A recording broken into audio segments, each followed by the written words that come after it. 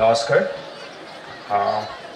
মঞ্চত উপস্থিত থকা কমতাপুৰ অটোনমাস কাউন্সিলৰ চিফ শ্ৰী জীৱেশ ৰায় মহোদয়, চিফ এক্সিকিউটিভ অফিচাৰ জিলা পৰিষদ, আজিৰ এই সভানীয় অধ্যক্ষসকল, সকলো হায়াৰ ছেকেণ্ডাৰী আৰু হাইস্কুলৰ সকল যিসকলক আজি আমন্ত্ৰিত পৰিয়াল পৰৱৰ সকলো ছাত্ৰ ছাত্ৰীসকল আৰু মোৰ বন্ধু তথা শ্ৰদ্ধাৰ সকলো সংবাদ কৰ্মীসকল আৰু ইয়াত উপস্থিত থকা সকলো পঞ্চায়ত আৰু গ্ৰামোন্নয়ন বিভাগৰ মাননীয় মন্ত্ৰী মহোদয়, আমাৰ মাজত এক অনুষ্ঠান।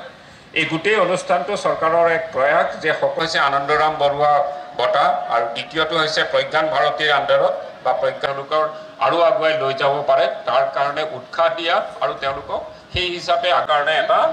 বাধা হৈ পৰিব নোৱাৰে আৰু যিকোনো অৱস্থা যাতে মোকাবিলা কৰিব পাৰে তাৰ ক্ষেত্ৰত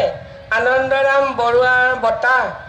বাণীকান্ত কাকতিদেৱৰ প্ৰজ্ঞান ভাৰতী বঁটা অসমৰ লগতে ভাৰতৰ আমাৰ নাম কঢ়িয়াব পাৰে তাৰ কাৰণে অসম চৰকাৰে বহুত চেষ্টা আৰু অধিক বেছি শিক্ষাৰ ক্ষেত্ৰত অগ্ৰগণী হয়। আমাৰ বাণীকান্ত কাকতিৰ নিচিনা এজন পণ্ডিত আমাৰ মাজত আছিল আৰু তেওঁলোকক আমি মনত ৰাখিবৰ কাৰণে তেওঁলোক ভাৰততে এতিয়া প্ৰতিষ্ঠা কৰিব পৰা নাই। গতিকে ঠিক তেনেকুৱাকৈ আমাৰ বহু মনীষী আছে যে যেনেকুৱাকৈ আজি শংকৰদেৱৰ কথাই ক'লোঁ, এই শংকৰদেৱৰ দৰে 101টা কলাৰ অধিকাৰী ব্যক্তি আজিলৈ পৃথিৱীতে জন্মগ্ৰহণ কৰা নাই। যাতে আমাৰ জীৱনটো যাতে গুচি নাযায় তাৰ প্ৰতি লক্ষ্য ৰাখি প্ৰত্যেকগৰাকী ছাত্ৰ ছাত্ৰীকে মই যাতে তেওঁলোকে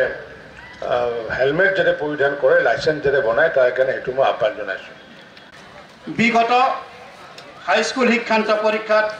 মুঠ 600 নম্বৰৰ ভিতৰত 576 নম্বৰ লাভ কৰি জিলাখনৰ ভিতৰত আমন্ত্ৰণ জনাইছোঁ কাবাইতাৰী আঞ্চলিক হাইস্কুলৰ ছাত্ৰ হামিমুল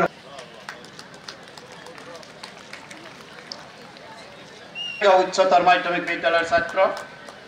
ঋতব্ৰত চক্ৰৱৰ্তী, ছাত্ৰ ছাত্ৰীৰ মাজত চাইকেল বিতৰণ, বঙাই